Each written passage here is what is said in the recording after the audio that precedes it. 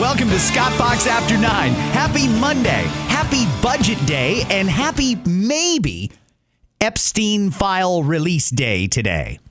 Are we going to get the Epstein files, do you think? That's something that I definitely want to talk about on this episode. It was coming up at the end of last week, but the listener DM episode kind of got in the way of that. So I did miss a few things. And today I am going to be talking about the Epstein files because there's some developments there and some audio that I want to play for you. We're also going to talk about the budget. You're going to hear from Prime Minister Carney and Pierre Poilievre. Before I get to any of that, though, can we talk about high risk, low reward situations?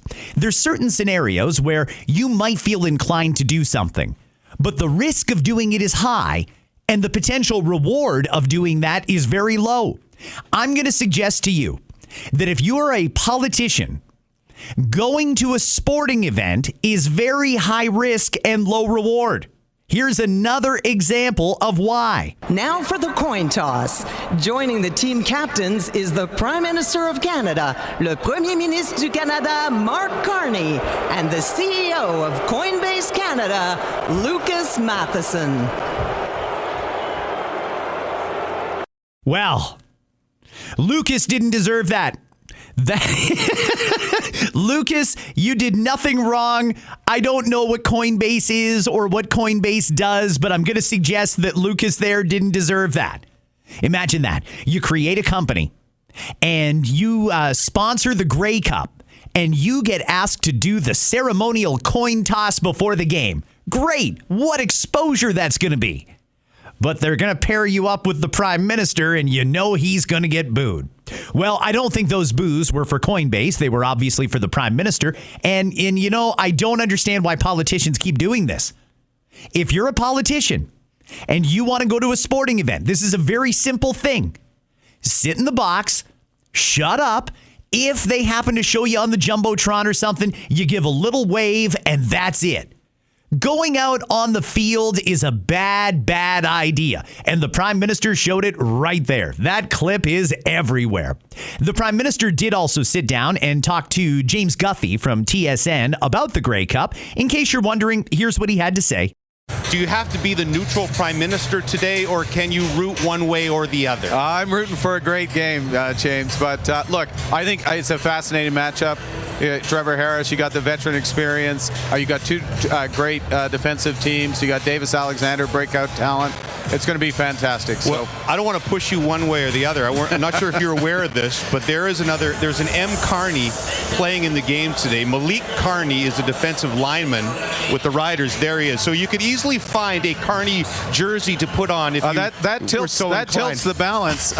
We're frequently mistaken for each other. It's a good thing he spells his whole name out.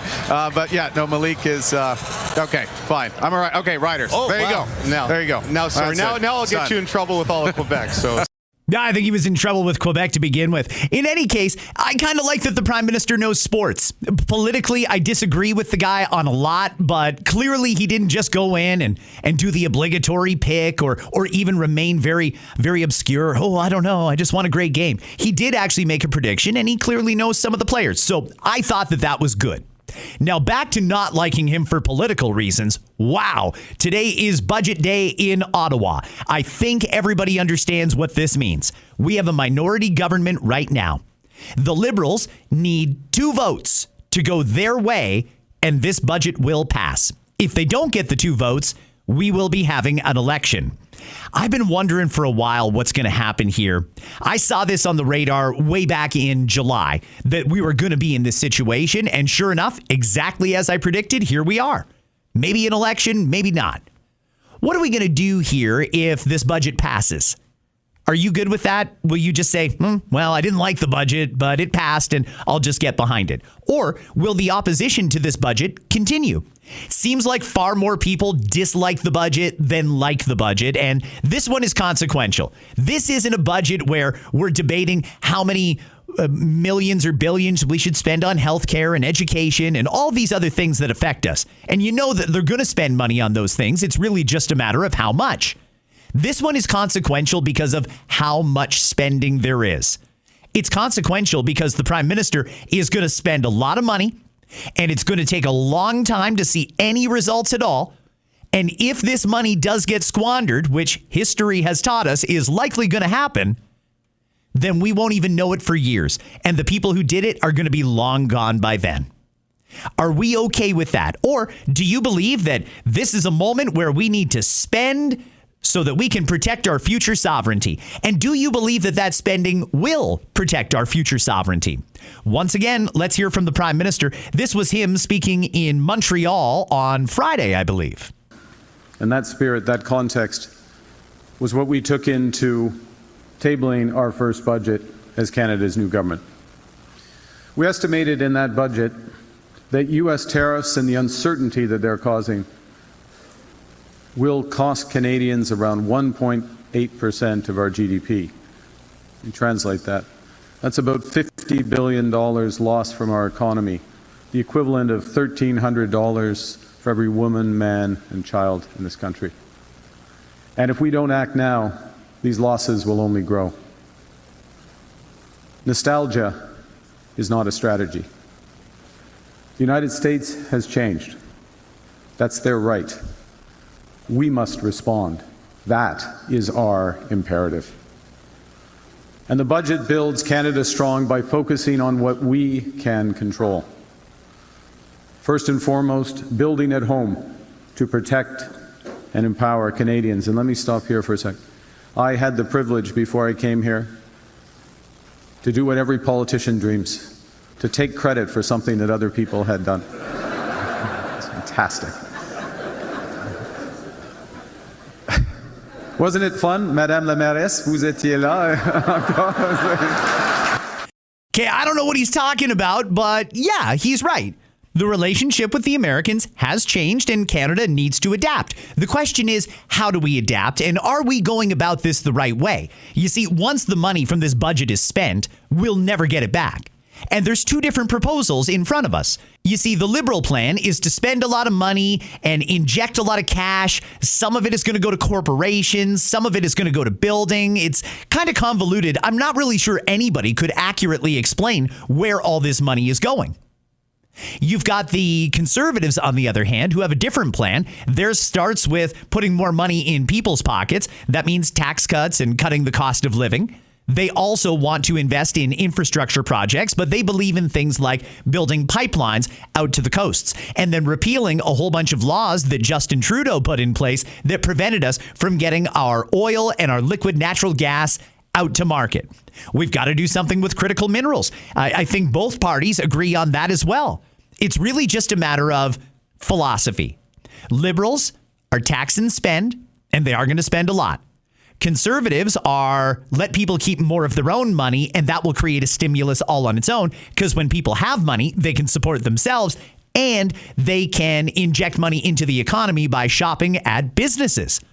Two different strategies.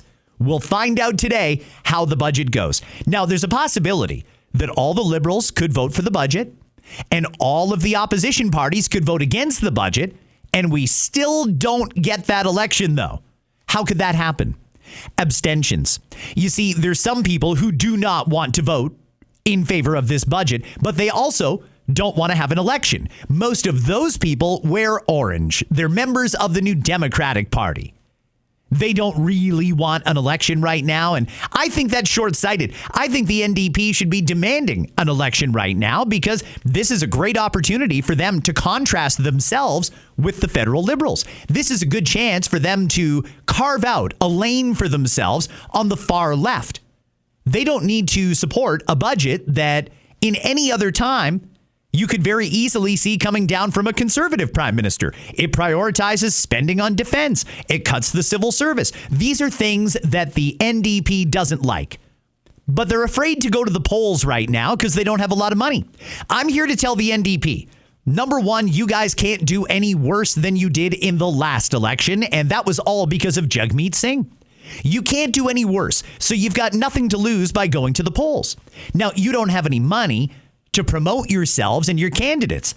Well, that's fine. During an election, you actually don't need money because the media will just give you tons of coverage for absolutely free. I think that the NDP should want an election, but they seem to think it's a bad idea, so there could be abstentions, i.e., they're just not going to vote. It would take all of the opposition to vote against this budget for it to fall and for us to have an election. If even 2 New Democrat members abstain from the vote, i.e. they don't vote to support it, but they're not going to vote at all, well, that'll be enough. Then the Liberals will pass this budget. It'll be the law of the land, and we will just go on wondering what happened to our $90+ billion.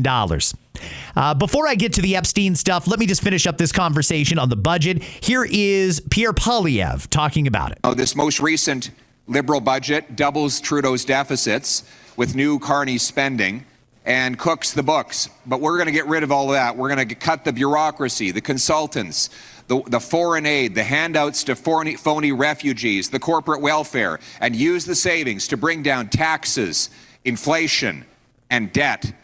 We need to reward hard work. We need to reward hard work. Our plan is to take all taxes off home building, get rid of the GST on all new homes sold in Canada, get rid of the industrial carbon tax. The industrial carbon tax, which is still in place, applies on all of this stuff. And Carney wants to actually triple that carbon tax. All those materials you see there, all the materials in the back, the insulation, the framing, the steel, aluminum, plastic, drywall that go into building a home are going to be more expensive because of Carney's industrial carbon tax. Only a conservative government will get rid of the Liberal carbon tax for everyone, for everything, for all, and for good. And that will bring down prices for everything. Getting rid of that carbon tax will lower the cost of food because it will reduce the cost of farm equipment and fertilizer that goes into growing that food. We also need to get rid of, cut taxes on investment. When you invest in this economy, you end up paying a penalty in order to sell that investment and buy a new one. That locks investment down and makes us a weaker economy. That's why conservatives are going to scrap the capital gains tax for anyone who reinvests money here in Canada. So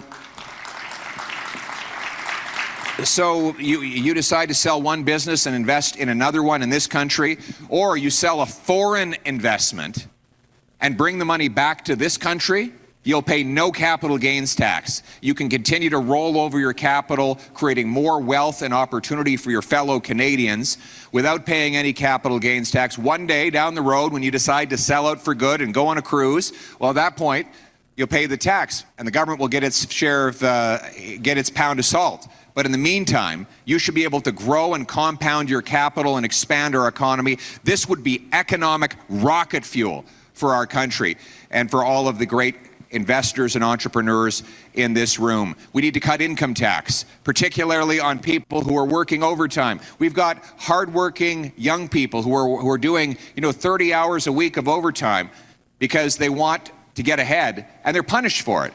High marginal income tax rates punish hard work. We want to reward hard work with lower income taxes as well. In other words, our plan is to cut taxes on work, investment, energy, and home building so that we can unlock the potential of our country. But especially out here, unlocking our potential. I'm going to cut Pierre Poilievre off there, but I think you get the idea of where he wants to go with this. Pierre Poilievre has a very different plan from what the Liberals do. I personally would like the opportunity to vote on it. When Carney was running, we didn't know that this was the budget he was going to put out. In fact, I don't even know if he knew this was the budget he was going to put out, but here we are. And this budget is so consequential. This budget is so important. We've got to get this one right. And you know what? We should hear from somebody else here. Before I give you any more context on the budget, let's hear from the Parliamentary Budget Officer.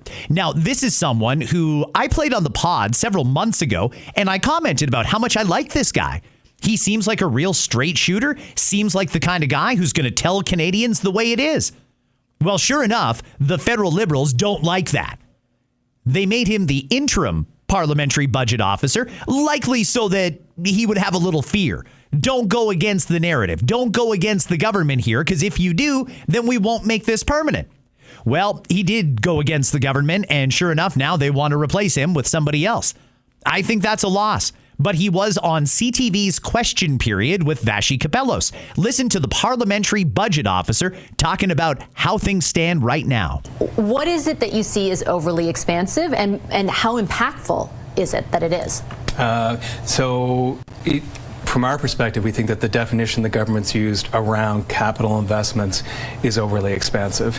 And in particular, they've thrown some things in there, some categories of spending, which other jurisdictions in other countries would not typically include.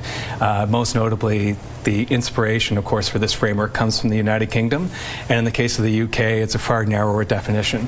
And of course, the biggest risk with all of this is if you're not spending on productive capital investments, if you have an overly broad definition, then you're not going to get the investment impact and the growth in the economy that the government expects. What about fiscal anchors? That's what we spoke about the last time you were here. You were really tracking this very closely. They've obviously changed from what they promised would be the fiscal anchor, debt to GDP, and the platform to deficit to GDP. What do you see there? Certainly, in the case of the deficit to GDP, it should come as no surprise that I agree with not the new government, but the previous government that indicated that the debt to GDP ratio is the most important medium-term indicator of fiscal sustainability and essential for securing Canada's AAA credit rating. The government has cut that anchor. So that is no longer part of the suite of fiscal anchors the government is using. And it's certainly not our place to judge which fiscal anchors the government uses. At the same time, the way in which the government went about this was certainly not transparent. So we've had this fiscal anchor for over 30 years. Other jurisdictions look at the debt to GDP anchor and a declining level of debt to GDP as being the mainstay of fiscal anchors. It's something that the Liberal Party of Canada campaigned on in 2025 in April. It was in their platform. And without any discussion whatsoever, this fiscal anchor was eliminated. You can see why the Prime Minister doesn't like him. There's a guy who says it the way it is. That was the interim Parliamentary Budget Officer, Jason Jacques, on CTV's Power Play with Vashi Kapelos. Vashi's great. Feel free to check that out every day on the CTV News channel. And thank you in advance to them for letting me use that clip. The whole thing, by the way, is on YouTube if you want to watch it. That's concerning, right? Now you've heard from the Prime Minister explaining why he wants this budget. You've heard Pierre Poilievre say what he would do differently.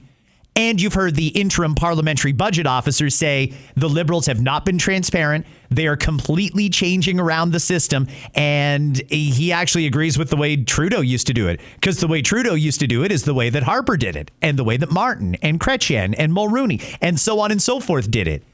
This is something completely new. And Pierre Poilievre says it's them cooking the books. It's kind of hard to see it any other way.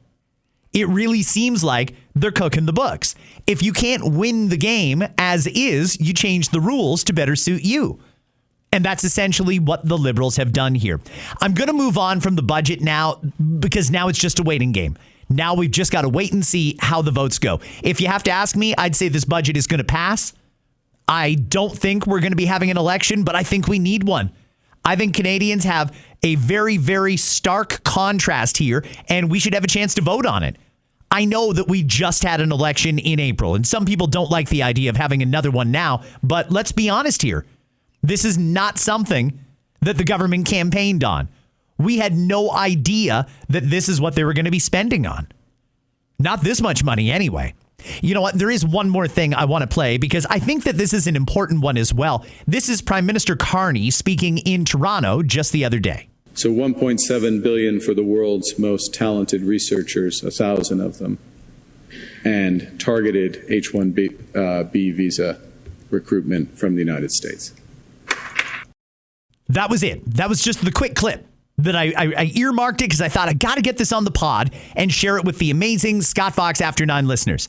That was Prime Minister Carney talking about something in the budget, $1.7 billion to target H-1B visa holders in America. See, in America, you can work there if you get an H-1B visa. But Donald Trump sees some abuse happening in that system, and he's imposing heavy, heavy charges to get an H-1B visa. And a lot of people can't afford it. So Mark Carney says, well, number one, I want to steal those H-1B visa people and bring those talented people to Canada. So that would be immigration again, and we are already full. We also have a lot of Canadians that are unemployed and cannot find a job. And there's also Canadians on H-1B visas in America that may be coming back. So before we spend the whole piggy bank here trying to lure these people to Canada, let's keep in mind, we don't exactly have a lot of room here. We don't have any homes for these people. And on top of that, we've got a lot of Canadians looking for jobs. But the main reason I wanted to flag that for you is $1.7 billion to recruit H-1B visa holders from America. That's $1.7 million per visa holder. There's 1,000 of them. We're spending $1.7 billion. Do the math. $1.7 million per visa holder. And what are we doing with these people? Are we bringing them here and saying, go find a job? Are we going to find them a job and then private companies are going to take on their salary? And how much money are they going to incur in this process? Will these people be working for the government? How's it going to work and who decides who gets in and which H-1B visa holders we want in Canada? They're skilled individuals, but we don't necessarily need all of the skills that are out there. If we're going to steal 1,000 of these H-1B visa holders and spend $1.7 billion on it, I feel like we need more info. But that's kind of the MO for this budget. That's the way this has gone. Everything is very vague. It seems like we're spending astronomical amounts of money on things that shouldn't cost that much money. It makes me think a lot of this money is going to get squandered. It's going to get abused, and there's going to be people who get wealthy from this budget. And I don't know how much accountability we're going to get from the government, frankly. I don't know that we're going to get any, if I'm being honest, and if history has taught us anything. But I want to move on. Today is budget day. We'll find out this afternoon. I believe it's around 4 o'clock. They're going to vote, but we'll know when we know. And I hope that this budget doesn't pass. I think it's fair for Canadians to vote again, but I know there's some people out there who are just hoping this gets passed and then things will get quieter politically. I'm here to tell you it's not going to. It's going to make a lot of people angry. There's a lot of Canadians out there that are feeling frustrated. They're feeling like nobody is listening to them. They're feeling like the middle class has been completely abandoned and no one cares. They would like to have an election, if for no other reason than they want to be heard. They want to send a message to Ottawa that spending that kind of money, obligating our grandkids to settle that kind of debt, it doesn't make sense. But that's enough of that. We'll probably talk about that tomorrow. I want to move on now because President Trump has done a bit of an about face.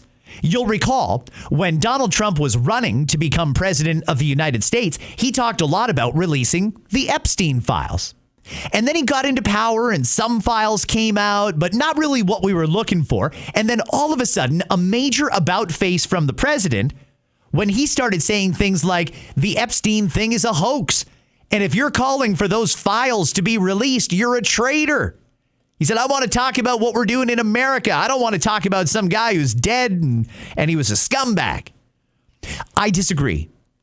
I wanted Donald Trump to release those files. That was one of the reasons I wanted Donald Trump to win the U.S. presidential election, because I want Donald Trump to release those files so we can see which of these global elites paid money to do horrible things to underage individuals and to children. And I think that if any of those people are still out there, maybe even still in government, I think they should face the fullest extent of the law. And I want to see billionaires behind bars. That's what I want to see. Donald Trump didn't always feel that this was a hoax. When he was campaigning in 2015, he sat down with Bloomberg. Listen to this clip from 10 years ago. You raised the question of Jeffrey Epstein in your remarks about in the Q&A. Well, I think he's got a problem. I mean, what do you think the problem will be? I don't know, but that island was really a cesspool. There's no question about it. Just ask Prince Andrew. He'll tell you about it. The island was an absolute cesspool. So, the Clintons are friends and he's of yours, been there right? for many times. The Clintons are friends. Well, I can't say friends, but I know You're friendly. You know them. They play at my clubs a lot. I have clubs, and everybody likes to play at my clubs. Are you saying there's a political problem for her if she runs for president? It could be a political problem. Look, he could be a political problem. Right now, he's Teflon, and right now, maybe not. But he could end up being a political problem. That's one question. That was 2015. Epstein was still alive, and Trump was making accusations back then. He seems very confident, by the way, that island was a cesspool, to use his words. I thought he wasn't there. I thought the extent of his interactions were in New York and at Mar-a-Lago. Trump says he kicked Jeffrey Epstein out of Mar-a-Lago. Whether that's true or not, I don't know, because Epstein denies he was ever a member at Mar-a-Lago. Now, we've certainly heard from Ghislaine Maxwell that she was trying to recruit some of Trump's employees, and that was part of the reason that Trump wanted Epstein gone, is because they were trying to take some of his staff and move them to Epstein Island. The whole thing is such a mess, and I'll be honest with you, I feel like Trump, being so dead set against these files being released, just makes him look guilty. If he wasn't guilty, he would want these files released. But then there's another part of me that thinks a number of different administrations have been in power since Epstein files started getting collected. Joe Biden, Donald Trump, Barack Obama. There's a number of people here who have had their opportunity to doctor the files, to delete things from the files, to add things to the files. And I'm not sure if in 2025 we can ever really be 100% sure that we know the truth. There are survivors out there, but they don't really talk that much. They're calling for these files to be declassified and released to the American people, and God love them, I hope that that happens. But I'm wondering why they haven't named names. You know, I have to think that given how much the Democrats did not want Donald Trump to get reelected last year, if they had something on Trump, they would have released it then. But they didn't. And Trump said he was going to release it, but then he got into power and said, no, the whole thing's a hoax, which makes me think he's guilty. Do you think we'll ever know the truth? I'm going to play some audio, some of it related to Epstein and some of it not. President Trump, getting back from a weekend at home in Florida, talked to reporters outside Air Force One. Okay, everybody, we had a great weekend. From an economic standpoint, our prices are coming down very substantially on groceries and things. They're already at a much lower level than they were with the last administration. And we worked on it this weekend, and you're going to see some of the items that were a little bit higher. They were lower than the last administration, but a little bit higher. We're going to have some little price reductions, and in some cases, some pretty good ones. They used the affordability word. The affordability is much, much better with this. And again, I go to Walmart and other companies, and in every case, it's about 25% that a meal, a Thanksgiving meal and surroundings are 25% lower than it was under the Biden administration. That's a big fact, and that comes from Walmart and others that do that. Okay? Any questions?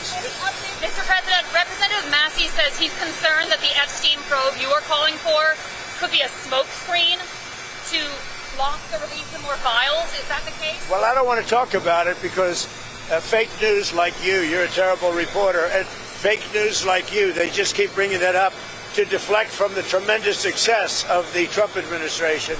So a guy like Massey, his poll numbers are showing he's at 6% approval rating right now. And we call him Rand Paul Jr. because he never votes for the Republican Party. So they're using Jeffrey Epstein as a deflection from the tremendous success that we're having as a party. Mr. President, on Venezuela, you said they want to talk. You said Venezuela wants to talk. What does that mean? Venezuela would like to talk. What does it mean? You tell me. I don't know. You want to talk to them? I talk to anybody. I talk to you, right?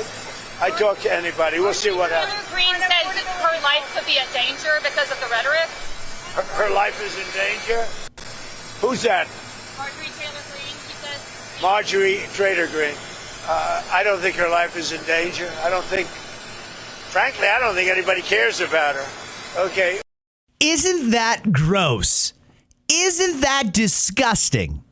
Donald Trump turning on Marjorie Taylor Greene. This was like the queen of MAGA. This is a woman who had a megaphone standing outside the courthouse when Donald Trump was on trial, screaming that this was an abuse of power and it was a political witch hunt and release Trump. She stood by that guy. And part of the reason she did it is because Donald Trump said he would release the Epstein files. And by the way, releasing the Epstein files is not a conservative or liberal thing. It's not a Democrat or Republican thing. It's a human thing. People use their position of power and their money and their wealth and their fame to do horrible things to children. And they're going to get away with it unless these files get released. People want answers. They want to know who did what, and they want all of it exposed. We should know who these people were that did that. Marjorie Taylor Greene took Donald Trump at his word when he said he would release the Epstein files. Now he's doing this, and she's upset. So he's calling her Marjorie Trader Greene. That's a horrible thing to say to someone who was a stalwart supporter of his. That was someone who stood up for him and believed in his MAGA movement. And then as soon as things got a little uncomfortable for Trump, he turned on her. I think that that's absolutely disgraceful, completely disgraceful of him to do that to Marjorie Taylor Greene. If you want to see her interview, it was on CNN this weekend. One more thing on the Epstein files. U.S. Speaker of the House Mike Johnson was on Fox News the other day. He commented on the release of the Epstein files. Remember, the Biden DOJ had every one of these files in their possession for 4 years, and neither Hakeem Jeffries or Ro Khanna or Thomas Massie or any of them ever said a word about it. President Trump has clean hands.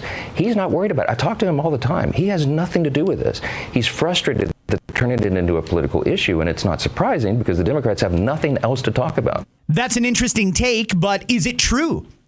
Trump says, I haven't done anything wrong. Nothing here. They're just trying to distract away from my accomplishments. Well, maybe that's true, but there's one way to find out if you're in there or not, and that's to release the damn files. Mind you, he did say it again, though, and this is something that's on my mind when it comes to these Epstein files. Biden had 4 years with these, him and his FBI director and his Department of Justice. They had it for 4 years. Complete access to the Epstein files if they wanted to look into it, and they never looked into it. Don't you think that if Trump was in there, somebody would have leaked it before the election? Or is this whole thing just so big that Democrats and Republicans that are implicated are helping each other? Biden wasn't going to out Trump because he knows that Clinton's in there, or something like that. Do you think we'll ever get to hear the truth? Because I think that people want to know the truth. I certainly do. Nobody should be allowed to get away with what happened on Epstein Island. Full stop. And by the way, it wasn't just Epstein Island. It was in New York. It was in Florida. It was all over the place. Before I go, one more thing I want to play because I think that this is an essential piece of audio that every Canadian should hear. And it goes back to Prime Minister Carney, who I talked about earlier on the pod. Prime Minister Carney, because he's not making much progress in getting a deal done with the Americans, that was something he said he would do, and he didn't do it. And he's still failing. Every day with no deal is another day of a failure on the part of the Prime Minister. He should have never promised that he could deliver a deal if he couldn't. Well, he does now apparently want to realign us more with China. Okay, I mean, we can talk about that, but when we're talking about that, let's talk about it with all the facts. The Americans, our former best friend and ally, they wanted to redo the trade balance between Canada and the U.S. We got all elbows up and saw a political opportunity for Doug Ford and Mark Carney to win elections earlier this year. So they led Canadians on this big elbows up fiasco that has actually made things a lot worse with the Americans. So now we're scrambling around trying to figure out who our dance partner is going to be. The Prime Minister, who has lots of business contacts in China, wants it to be the Chinese. Well, something that has come up several times in the last number of years, and we never actually got any resolution or closure to it, is political interference from China. Late last week, the director of CSIS, that's our security intelligence agency here in Canada, CSIS does an annual report. I want to play for you a little bit of the director, Daniel Rogers, talking about what CSIS sees as a major threat to Canada. Canada is a country that thrives in its diversity and guarantees the individual rights and freedoms of all within its borders. And when foreign states don't share our respect for these rights and feel threatened or embarrassed by the lawful activity of individuals in Canada, they sometimes resort to direct intimidation, influence, or reprisal. We refer to this as transnational repression. Transnational repression disproportionately targets human rights and political activists, journalists, and others in cultural, ethnic, and religious groups. We've observed this in Canada in the form of surveillance, in the spreading of false and discrediting information, extortion, the threatening of loved ones abroad, and at its most extreme, threats to safety and life. CSIS collects intelligence and acts to defend against transnational repression. In the past, we've publicly discussed transnational repression by the People's Republic of China, India, and others. Particularly, in alarming cases over the last year, we've had to reprioritize our operations to counter the actions of Iranian intelligence services and their proxies who have targeted individuals they perceive as threats to their regime. In more than one case, this involved detecting, investigating, and disrupting potentially lethal threats against individuals in Canada. While CSIS can take action to counter transnational repression, we don't often do it alone. Our work with law enforcement often serves as our best defense. China, India, Iran. Well, the Iranians are a different circumstance, but on the Prime Minister's most recent trip, he said he does want to restore relations with India and with China. Is that a good idea? And did he talk to CSIS before he said that? Because that seems a little concerning. I'd like to hear a little bit more about where that's going. I'm almost at the end of this episode here, friends, and I do want this one to be fairly compact because there's a lot going on today, especially with that budget, and I'm going to be watching that vote very, very carefully. One of the things I want to play for you, and I think this is worth listening to, is something that Bill Maher did on his show just the other night. He was talking about what happens when people trade capitalism for socialism, and he was using the example of the new mayor that they elected in New York. Well, we're having a similar discussion here in Canada. You'll recall on Friday during the Listener DM episode, I talked about UBI, Universal Basic Income. That would be socialism. Listen to what Bill Maher had to say just the other night. Here's capitalist South Korea at night from space. Here's socialist North Korea. Yeah. In 1990, Venezuela was wealthier than Poland. But then Poland, finally free of Soviet-style economics, went all in on capitalism. And now their economy is as big as Japan. And people there have high wages, low inflation, cars, vacations, homes. Meanwhile, Venezuela traded capitalism for Hugo Chavez's socialism for the 21st century, which turned out to be like socialism in the last century, or any century, a fucking mess.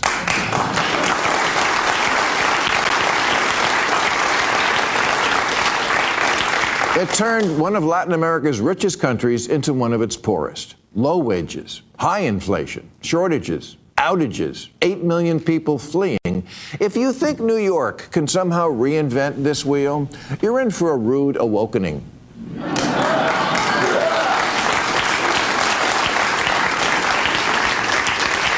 Zoran can't make your wishes come true. You're thinking of Zoltar. By the way, Carney can't either. Just so you know. Friends, let's hope for the best. Enjoy the rest of your day. Whatever happens today, I will have it covered tomorrow on a brand new episode of Scott Fox After 9. If you didn't hear the Listener DM episode on Friday, it is available. All last week, I had some great stuff out. Hopefully, you get a chance to listen to it. A lot of it sets the stage for what is going to happen this afternoon in Ottawa when they vote on the budget. I'll catch you right back here in less than 24 hours, and I'll leave you, as always, with the sounds of Pat James and The Whole Truth. Hey now!